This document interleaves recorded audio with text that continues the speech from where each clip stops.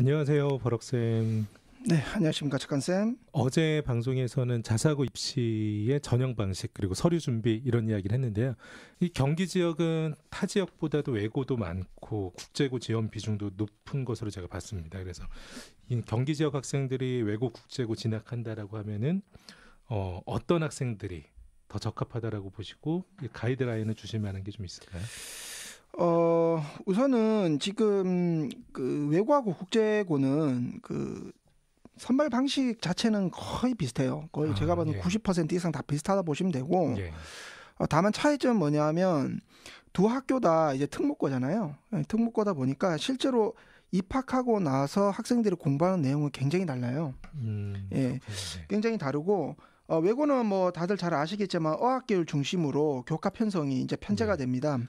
특히나 이번에 교육 개정이 되면서 외고에서는 이제 타 학교와 다른 진로 선택과 전문 선택 과목들이 많이 개설될 것으로 보고 있는데 뭐 그런 내용들은 이제 실용 영어라든가 영어권 문화, 영미문학 읽기 등등 이러한 다양한 진로 선택 과목들이 많이 개설이 되고 이것을 필수적으로 이제 유사하게 되니까 자신의 어학계열에 있어서 진로에 도움이 된다거나 또 이러한 부분들을 공부하는 것이 흥미를 느끼는 친구들이 먼저 지원하시는 게 좋고요.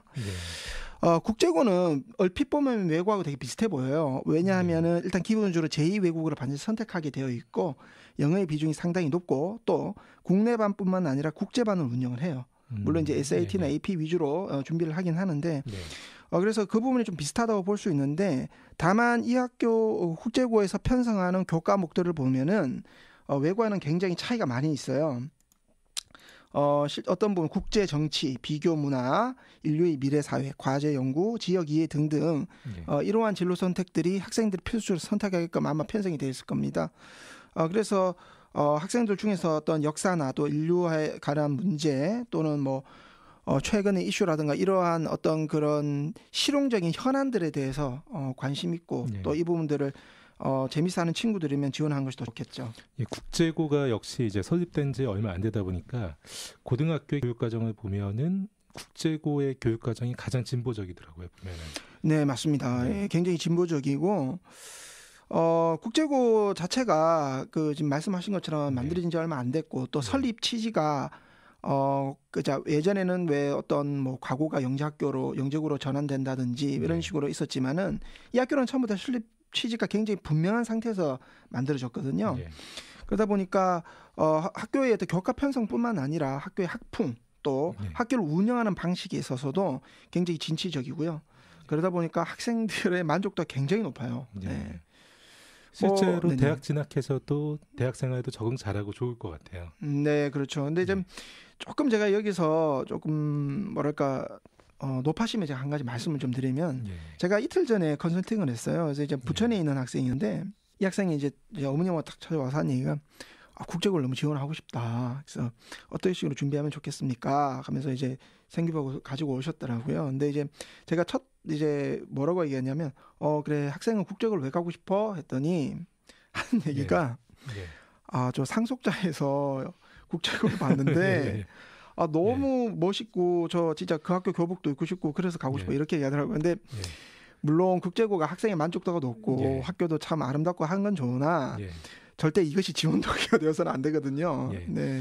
뭐 그것이 모티브가 돼서 그렇죠. 국제고에서 학습 생활 또 잘해야겠다 이럴 수도 그렇긴 하죠. 그러니까 뭐 어느 부분에나 나 매력을 느낀다는 건 좋으나 그것이 학교를 선택하는 데 있어서의 그게 첫 번째가 되는 문제가 그렇죠. 되니까. 그것이 어떤 정식 이유가 되어서는 안 되겠죠.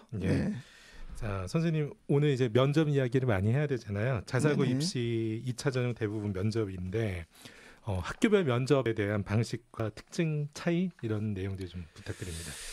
예, 그 면접 방식은 이제 민사고는 제가 앞서 말씀드렸다시피 각 이제 영역에 대해서 이제 전문성 면접을 보게 됩니다. 우리말의 이해, 그다음에 이제 영어 인터뷰를 하고요. 그다음에 수학 영역 이렇게 보고 그다음에 인성 영역 그래서 이렇게 일단 기본 4개가 기본으로 이제 하게 되고요. 나머지 1개 영역이 이제 자신이 선택한 영역에 대해서 보게 되는데 과학 같은 경우는 이제 그 영역을 나눠서 보게 돼요. 물리, 생물, 화학 이런 식으로 나눠서 진행을 하게 되는데 문제는 뭐냐면 이제 인문계열 이제 선택을 하는 친구들이에요. 네. 이제 이게 이제 사회계열 이제 전문성을 되면 이제 이 부분은 굉장히 복잡해요. 왜냐하면 과학은 이게 자신의 선택한 영역에 대해서 면접을 보게 되는데 이 사회 같은 경우는 법, 정치, 경제, 뭐 지리 이런 것들이 그냥 복합적으로 나와요. 그래서 뭐가 나올지 알 수가 없어요. 그래서 예. 민사고에서 만약에 면접을 사회계열로 준비를 한다고 하면은 예, 정말 짧은 시간 내에 절대 도저히 준비할 수 있는 영역이 아니라는 거, 예, 그렇게 될 것 같고요. 답변을 운이 좋게 잘하게 되면은 거의 합격할 수도 있겠네요. 제가 알기로는 민사고는 그건 좀 힘듭니다. 예. 충분히 털 수 있는 시간이 그렇죠. 왜냐하면 그게 그 긴 시간 동안 다양한 전문가 선생님들이 파악을 하니까. 그렇다면 오히려 면접 준비가 뭐 수학이나 과학을 준비하는 수준은 아니더라도 본인이 그래도 나름대로 뭐 견해가 있어서 이야기를 할 만한 것이 있다라면은 오히려 더 수월할 수도 있지 않을까요?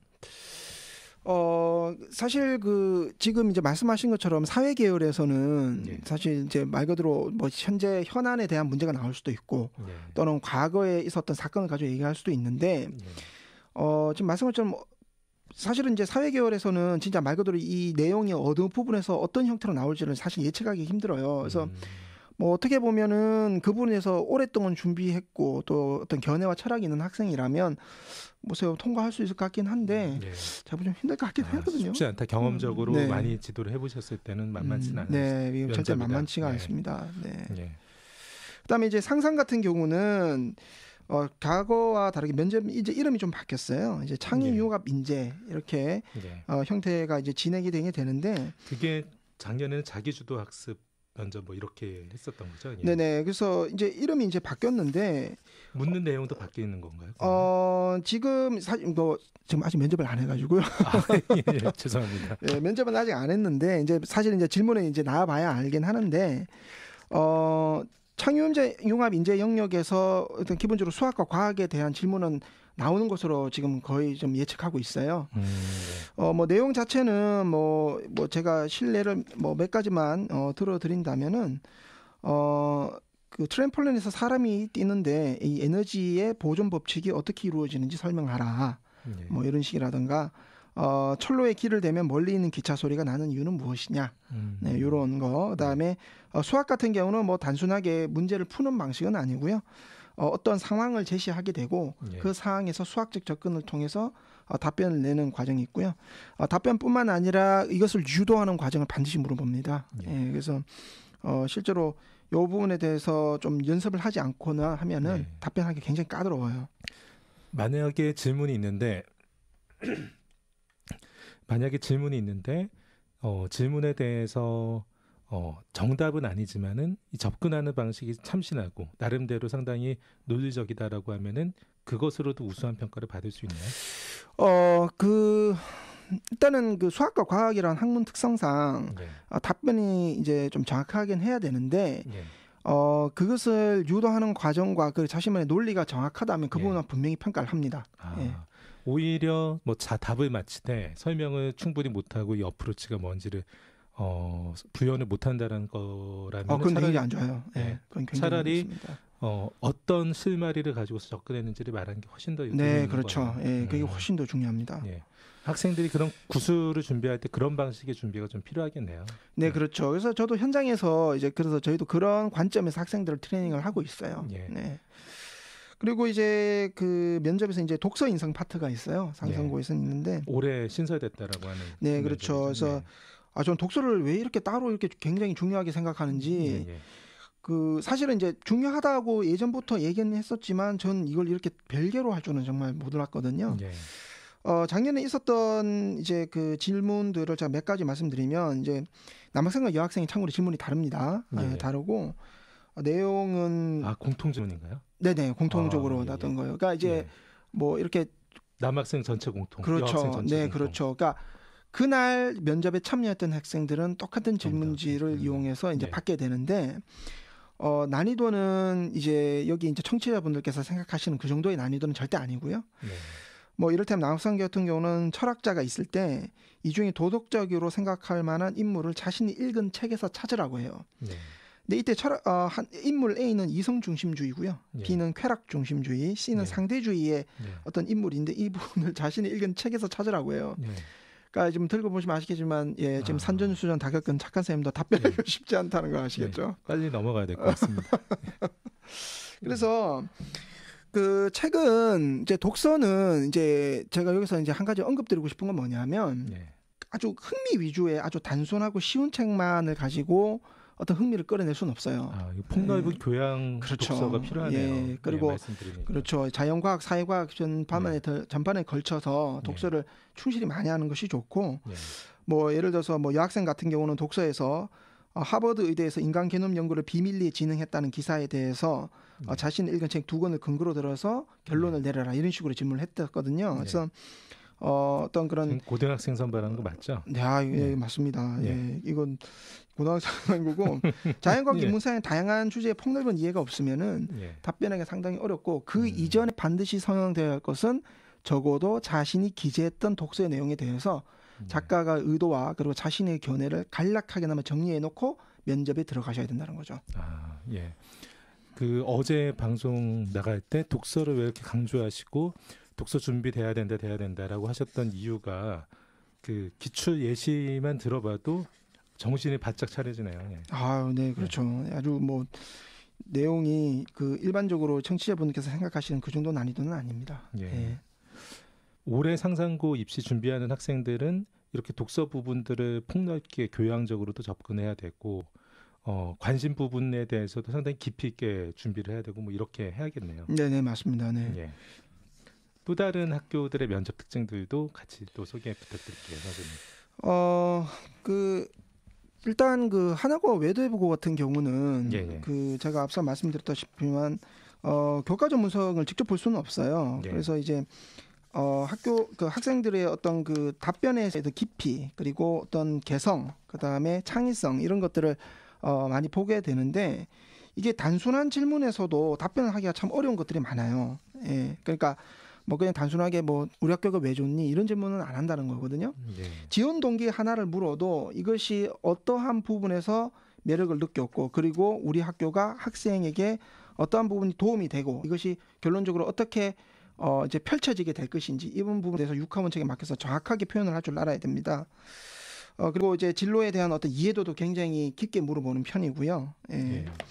뭐 예를 들어서 그 조금 자소서 기반의 질문을 어떤 부분이 나오냐 하면은 이 학생 같은 경우는 이제 생명윤리와 공학에 대해서 이제 여러 가지 이제 내용들을 기반으로 기술을 했는데 과학적 연구와 종교적 신념과의 충돌 관계에 대해서는 학생의 견해가 어떤지 말해보라 이렇게 얘기를 했고요. 그다음에 그 창조론과 진화론 중 어느 것이 더 일리가 있다고 생각하고 그리고 그것에 대한 가설을 얘기해보라 이렇게 얘기를 했고요. 그래서 이것이 학문에서의 견해에 대한 것들을 많이 물어봤네요. 네, 그렇죠. 그래서 그 진로 적합성 부분에 대해서도 이제 어떤 내용들이 나오냐 하면은 자신이 지금 생각하는 분야의 롤 모델은 누구며 그 이유는 무엇이냐 이렇게 물어보는 경우도 있었고요. 그다음에 그 학생이 선택하는 직업을 수행하면서 부당한 압력을 받았다면 어떻게 할 것이냐 이렇게 물어봐요. 그러니까 이게 뭐 예를 들어서 자기는 어떤 단순하게 그 부당한 압력 이런 경우는 어떤 진로가 수행하는 업무에 관한 얘기도 아니거든요, 사실은. 어떻게 보면 약간의 인성 부분하고 좀 결탁되는 그런 형태의 이제 질문으로 볼 수도 있는데, 좀 어느 정도가 정말로 나타날 수 있는 다양한 상황에 대해서 고민을 하지 않은 학생만 답변하기 굉장히 까다로운 질문이죠. 그러니까 교과 질문을 바로 못하니까 이제 뭐 학생이 그 내용을 암기하고 있느냐, 이해하고 있느냐 수준이 아니라 진짜 그것에 대한 고민을 해본 것이 있는 건지. 그럼 이렇게 인성 부분에서도 그 진로에 대해서 그 학생이 기회적으로 그냥 만들어서 한 것인지 진짜 그 진로에 대해서 여러 가지 고민이 되어졌는지 실질적인 고민들이 있었는지를 질문으로 이제 확인을 하려고 하네요. 그렇죠. 그 뭐 하나고 예시를 들자면 작년에 제가 이제 지도했던 한 여학생인데 이 친구 같은 경우는 이제 그 진로가 가상예술 전문가였어요. 가상예술 전문가였는데 좀 어려운 질문이 뭐가 나냐면 보통 이제 우리가 진로를 이제 얘기를 할 때 사회 환원성이라는 게 되게 중요하잖아요. 사회 환원성이 되게 중요한데 학생한테 물었대요. 너 이 직업 선택하면서 이 진로를 나가면서 예. 너 우리 사회나 사람들에게 무슨 도움이 될 거라고 이걸 선택한 거야? 이렇게 얘기를 했다 예. 하더라고요. 예. 근데 지금 뭐 작가쌤도 생각해 보시기에 가상현실 전문가 하면은 뭐 사실 개인의 영달을 추구한다는 생각이 주로 드시잖아요. 뭐 그렇다고 해야죠. 예. 아닌가요? 근데 그 말씀을 해주시면서 제가 든 생각이 직업이라는 것이 만들어지게 된다면 영달보다는 사실은 사회에서의 그 니즈나 원츠가 있어서 그 직업군이 형성되게 되니까 그 직업의 본래 의도를 잘 생각을 해보면 도움이 많이 되겠구나 이런 생각이 들더라고요. 그렇죠. 왜냐하면 이제 아직 중학생이다 보니까 그 뭐냐면 어떤 그런 진로에 대해서 갖고 있는 그 색깔들이 어떤 그 주위에는 좀 미디어의 영향을 너무 많이 받거든요. 왜냐하면 뭐 대표적인 예로 검사 진로를 잡았다고 해서 검사가 하는 일이 말쑥하게 수트를 차려입고 머리를 뒤로 넘겨서 법정에서 당당하게 외치는 모습을 이미지로 생각하는 경우가 많잖아요. 이제 사실은 그런 것은 뭐 지금 작가쌤이 지금 표정만 봐도 알겠지만 전혀 의도에 맞지 않는 형태잖아요. 그래서 저 뭐 얘기로 돌아가면 이제 그 가상현실 전문가가 되겠다는 여학생은 이제 저하고 이제 그 부분에 대해서 질문을 사실 준비를 좀 했었어요. 그래서 이제 다양한 미래학자들 관련된 서적을 읽어보면서 이 직업에 대한 그 사회 환원성은 사실 그 시발점이 그거였더라고요. 그 이제 그 책에 보면 이제 인용되는 문구가 여기 계신 대부분의 사람들에게는 그 땀 흘림의 트랙을 뛰거나 멋진 경관을 보거나 또는 스카이 다이빙을 하는 것이 당연할 수 있겠으나 그렇지 못한 사람들에게는 이것이 아주 어려운 일이다.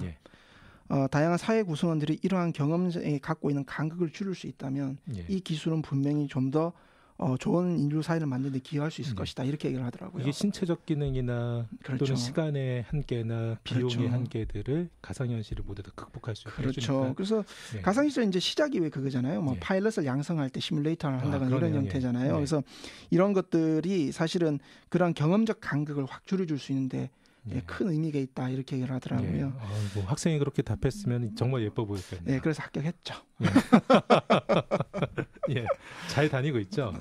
지금 잘 다니고 있다고 합니다. 선생님 그러면은 외고나 국제고의 면접에서 또 질문들은 어떤 거가 있을까요? 외고나 이제 국제고 같은 경우는 그 뭐 전체적으로 난이도가 그렇게 어렵진 않아요. 그러니까 뭐 이게 유수의 전국 자사고면 그렇게 어렵지는 않은데. 조금 이제 그런 건 있어요. 뭐 제가 몇 가지 말씀을 드리자면은 동아리 활동을 통해서 지원자가 어떤 소통의 경험을 하였고 그러한 경험을 통해서 무엇을 배웠는가 이렇게 지금 얘기를 했어요. 이게 지금 제가 왜 이런 말씀을 드리냐면은 답변 자체가 동아리 활동에 관한 얘기인 것 같은데 자 지금 청취자분들 오늘 집에 들어가시면 학생들한테 물어보세요. 너 친구하고 어떤 소통의 경험을 했는지 그리고 너는 무엇을 배웠냐. 답변 한번 들어보시면 아실 거예요. 질문 취지는 소통의 본연적인 기능, 그것을 통한 본인의 뭐 성장 이런 것을 묻는 거네요. 그렇죠. 이게 왜 그러냐면 동아리 활동이라는 것이 또래 친구들과의 모두 활동이잖아요. 그런데 그럼 이건 당연히 어떤 그런 커뮤니케이션이 오가고 그리고 서로 간에 주고받는 내용들이 생기는데 사실은 학생들은 대부분 자소서나 면접에 있어서 이런 활동들이 자신을 이렇게 높여주고 또 어떤 이런 활동을 했다는 어떤 지표로 삼거든요. 근데 그게 아니라는 거예요. 네가 정말로 이 활동을 통해서 무엇을 얻고 뭔 소통을 했는지 어떤 어려움이 있었는지 그걸 소상히 얘기하라는 거예요. 그래서 이거는 그냥 단순하게 저 그 활동 통해서 이렇게 성장했습니다. 이렇게 끝난 형태의 답변은 아니라는 거죠. 그래서 그런 게 있고요. 선생님 이렇게 면접을 볼 때 면접 자체의 변별력은 어느 정도라고 보세요? 저는 제가 봤을 때는 거의 핵심이라고 봐요. 면접이 갖고 있는 비중이. 뭐 대입과는 좀 다른 게 일단 기본적으로 1차에서 내신은 사실상 거짓말 검증돼서 통과가 돼요. 그래서 제가 듣기로는 거의 뭐 한 자릿수 점수 차이 내에서 이제 1차에서 좀 차이가 나고 실제로 이제 면접을 가게 되면 여기서 이제 엄청난 등락을 보인다 하더라고요. 거의 제로 베이스에 가깝다라고 보시는 거군요. 그렇죠. 그렇기 때문에 민사나 이런 거에 있어서는 뭐 내신 등급에 비등급이 여러 개 있더라도 면접에서 충분히 통과하는 경우가 있고 하는 거 아닌가 그 말씀하셨던 독서 강조하셨잖아요. 네네. 독서에 대한 면접 준비는 어떻게 해야 돼요? 독서에 대한 거는, 그러니까 제가 뭐 조금 현장에서 느꼈던 조금 사소한 그런 팁 같은 거를 좀 제가 말씀 좀 드릴게요. 작년에 이제 상상고 지원했던 여학생인데 그 생기부 내용을 보면 이제 간략하게 학생이 독서 활동에 대해서 기록을 해놓은 게 있어요. 근데 이제 간혹 가다가 그분이 이제 오타라든가 또는 잘못된 접근 또는 독서 기록부를 잘못 올림으로써 그 책에 대한 전혀 쓸데없고 관계없는 내용, 작가의 의도와 맞지 않는 내용들이 올라가 있는데 이 부분들에 대해서는 면밀하게 살피셔서 실제 독서를 했던 내용과 작가의 의도를 분명히 파악하고 가셔야 됩니다. 분명히 파악하셔야 되고 독서에 관련된 내용은 그 학교에서 제시하는 책이나 또는 거기에 나왔던 어떤 인용되는 문구를 이용해서 질문할 수도 있으나 가장 기본적인 베이스는 자신이 실제로 읽었던 독서 내용이 가장 베이스가 되거든요. 근데 제가 지난 시간에 말씀드렸지만 약 2-30권에 걸친 이 독서의 내용들을 미리 차근차근 준비하고 제가 뭐 그 많은 책을 다 읽을 수는 없잖아요. 그러면 적어도 줄거리 요약과 작가의 의도 그리고 나의 견해를 한두 줄 정도로는 정리해둘 필요가 있다는 거죠. 그래서 그렇고 그리고 질문 자체는 절대 줄거리 물어보지 않습니다. 절대 물어보지 않고 그 안에 있던 내용들을 굉장히 심화해서 물어본다. 이렇게 해서 생각하시면 될 것 같아요. 자신의 인성은 어떻게 드러내야 돼요? 인성이라고 하는 파트가 너 대바라지지 않고 착하고 협력 잘할 줄 알고 리더십 있니? 라는 걸 물어보는 건 아니잖아요. 저는 사실 인성 영역은 사실은 발전 가능성을 보여주기 위한 태도 역량을 보기 위한 것이다라고 그것이 좀 중요하다고 생각하긴 하거든요. 네, 역시 정확하게 짚고 계시는데 인성이라고 하는 부분도 사실 그 도덕적 역량이 반드시 발전되는 형태가 나타나야 돼요. 도덕적인 부분이 발전되는 형태가 나타나야 되고 뭐 이제 뭐 저명한 책들을 읽어보면 이제 인성이 이제 인지에서부터 그 다음에 어떤 자기 그 사회에 뭐 환원을 할 수 있는 그런 높은 단계까지 발전한다고 하는데 인성 부분에 있어서 학생들이 흔히 착각하는 게 저는 이런 봉사 활동을 통해서 굉장히 뭐 뿌듯했다. 이 정도 수준으로 인성을 생각하는 학생들이 있는데 절대 그런 건 그렇죠. 그런 거는 절대 아니고요. 이게 제가 뭐 작년에도 말씀드렸지만 꾸준하게 지속되는 봉사 활동을 통해서 자신이 단계적으로 어떤 형태로 발전했고 아쉬웠던 점을 같이 포괄해서 설명하는 것이 인성 부분에서의 포인트가 되겠습니다. 어제 오늘 자사고 입시의 마스터키 잘 정리해 주신 버럭쌤 감사드립니다. 방송 준비하시면서 자사고 입시 준비 또는 외고 국제고 입시 준비하는 학생들에게 전하고 싶은 메시지가 있으시면은 마지막 인사랑 함께 부탁드릴게요. 지금 이 시점이 되면 학생들 대부분 지금 이제 서서히 다가오는 입시 때문에 여러분들의 스트레스도 많고 또 어디부터 손대야 할지 많이 좀 힘들어할 것으로 예상이 됩니다.